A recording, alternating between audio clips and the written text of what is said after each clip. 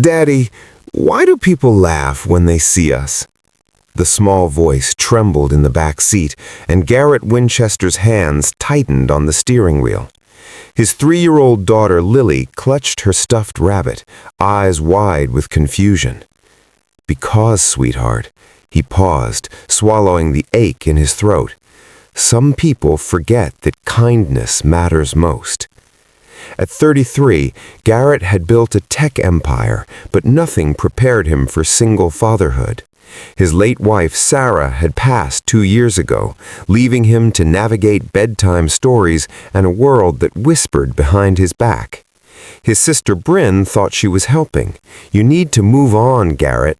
But her latest scheme crossed a line, a blind date set up as a joke, posted in her social circle, betting he'd be stood up.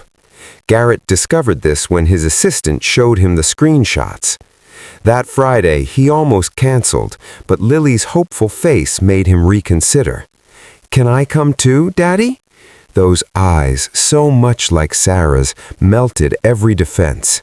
He called the restaurant, asked for a table for 3. Across town, Piper Hastings finished her hospital volunteer shift. At 24, she'd learned life rarely went to plan. Her college dreams dissolved when her mother fell ill. 3 years of caregiving ended when cancer won. Now she worked at a bookstore and volunteered, finding joy in small moments. The text from her friend seemed harmless. "Blind date tonight. You deserve this." Piper hesitated but finally agreed. The restaurant buzzed with candlelight. Garrett arrived first, Lily's hand in his. He spotted knowing smirks and his stomach sank. Then Piper walked in, simple blue dress, gentle uncertainty in her eyes. When she saw Garrett and Lily, something shifted in her expression. Not disappointment, warmth. "I know why you're here," Garrett said quietly. "My sister set this up as a joke. You can leave." Piper looked at Lily, who stared with hopeful eyes, holding a small pink rose. "This is for you," Lily whispered. "Daddy said we should give flowers to people we want to be nice to." Piper knelt down, her voice cracking. "That's the most beautiful thing anyone's given me in a long time. What's your name?" "Lily." "I'm Piper." "Like the music?" "Exactly." Garrett watched something frozen in his chest begin to thaw. Piper stood and smiled genuinely. "I don't care why I'm here. May I join you?" Dinner unfolded like a quiet revelation. Piper asked about Lily's favorite books, her dreams. She asked about Sarah, and when Garrett spoke his wife's name, Piper listened with presence that made grief less lonely. Sarah used to say kindness was the only legacy that mattered. She'd volunteer everywhere. I was too busy building the business. Piper's eyes glistened. "My mom was the same. When she got sick, I stopped everything to care for her. People said I was wasting my potential, but she taught me that caring for people isn't waste. It's the point." Garrett noticed his sister across the room with friends, phones out, recording. They'd been filming, waiting for his humiliation. Piper touched his hand gently. "They expected you to be stood up?" He nodded. "Then let's not give them what they want. Let's give them something better to talk about." For the next hour, they existed in their own world. Lily fell asleep against Piper's shoulder, and Piper stroked her hair with instinctive tenderness. "You turned something cruel into something beautiful," said Garrett at evening's end. "That's rare." "Kindness usually is," Piper replied, "but that doesn't mean it's hard." 3 weeks passed. They met for coffee, then lunch. Lily asked when Miss Piper was coming again.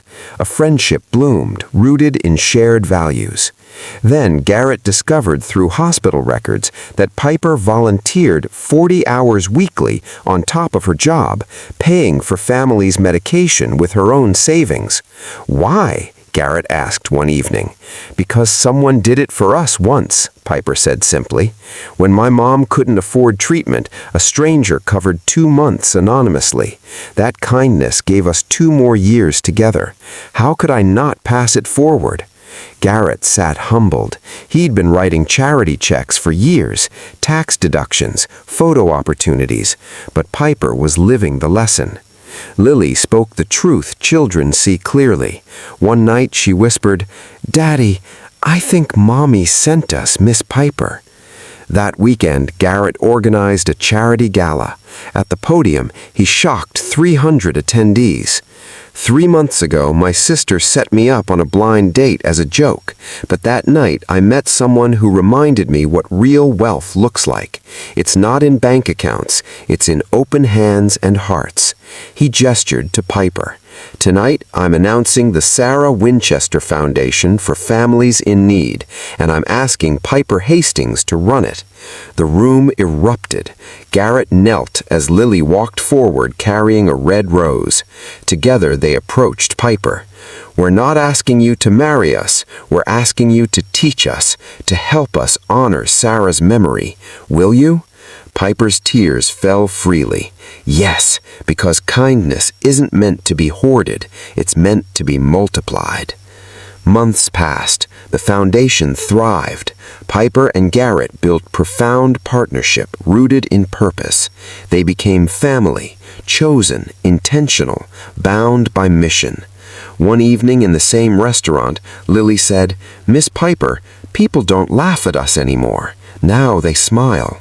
Piper knelt down and whispered, "That's because, sweetheart, kindness is contagious. We just had to start the spread."